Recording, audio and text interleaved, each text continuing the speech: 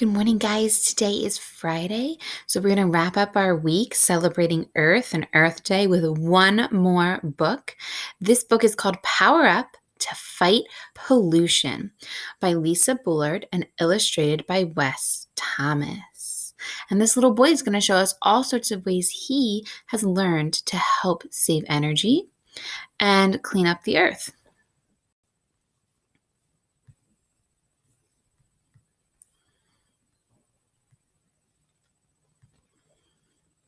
All right, here we go. Chapter 1, The Pollution Problem. Can you guess who I am under this mud?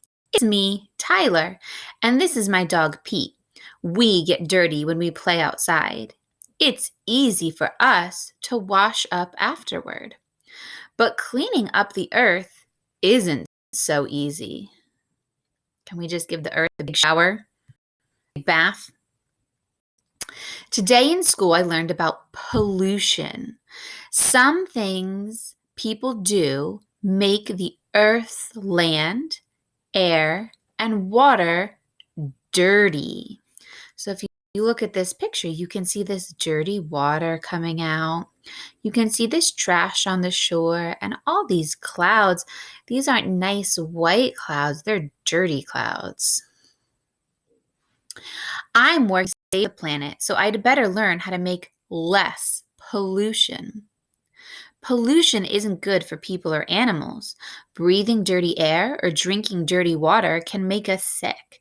Things such as smoke from forest fires can cause pollution, but most pollution comes from things that people do. Driving cars pollutes the air. Dumping garbage in lakes and rivers pollutes the water. Chapter 2, A Superpower Saver. Stopping pollution isn't easy. Making power can cause pollution, and we use power for many tasks, including cooking a pizza. So power is the same thing as energy, okay? And making energy causes pollution in the air and the water and the land. And then we use a lot of power to do things like watch TV and turn on lights and cook. Coal is a black or dark brown rock that people dig up. We often burn coal to make power. This makes the air dirty. We can get cleaner energy from wind, water, or the sun. My teacher says I can save energy or save power. Your power company tells you how much power your family uses. You can check each month with a parent and see if you can make that number go down. One way to save energy or save power is I can turn off the lights when I leave a room or turn off the computer when I'm finished with it. I'm going to be a super power saver. Chapter 3, The 3 R's. People make lots of trash, and trash means more pollution. To make less trash, remember to reduce, reuse, and recycle. Littering is one kind of pollution. Litter is trash that's in the wrong place. Pieces of litter can be small, like a gum wrapper on the sidewalk, but litter adds up. Reduce means to use less of something. So when you want to reduce, you can think of ways that you could maybe not use as much of something. Here's an example he gives us. I'll draw on the back of my paper too. That way, I'll use half as much paper.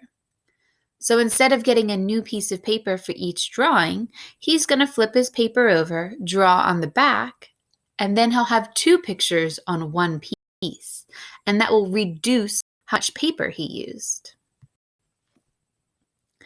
Reuse means to use something again. Maybe I'll wear my older cousin's last year jeans, so he's reusing some clothes.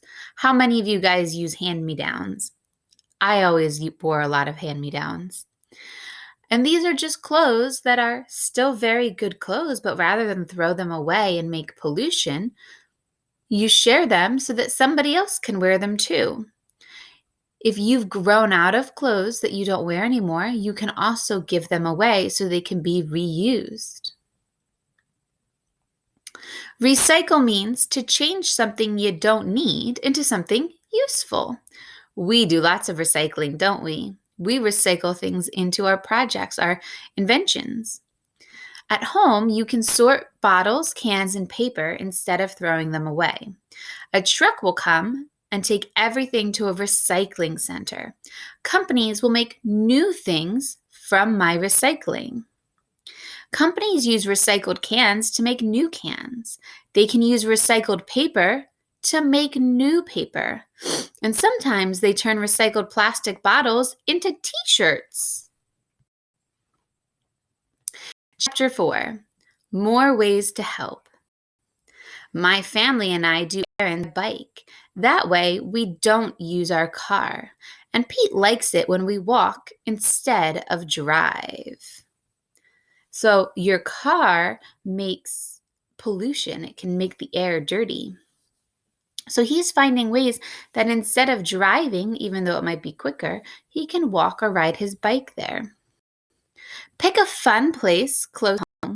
It could be a park or a friend's house. Ask your family to help you learn how to walk or bike there. Someday you'll be able to do it alone.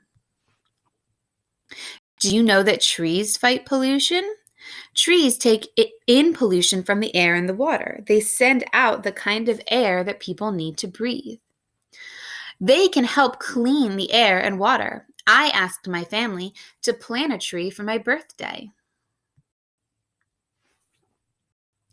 I've got lots of work to do to stop pollution. Maybe you could help. Then I can find another way to save the planet tomorrow. So in these little pictures, you can see that he's turning his computer off now that he's done with it. Here, he's taking his old clothes that don't fit him anymore to a place to give them away so they can be reused. And here, he's picking up litter and trash that he found. Looks like he's watering that tree they planted. Right. I had a lot of fun learning about Earth this week with you and learning about all sorts of different ways that we can take care of the Earth. One thing I'm going to work on today is turning out lights and turning off computers and other things when I'm not using them. I often go in a room for a little while and I turn the lights on because I'm in there, especially on a dark, rainy day like today. And then I forget and I walk to a different room and I leave that light on. But that's wasting energy or power that we don't need because there's no one in there to use it. Okay? What are some other ways that you guys can pitch in to save power and reduce the amount of pollution that we make every day?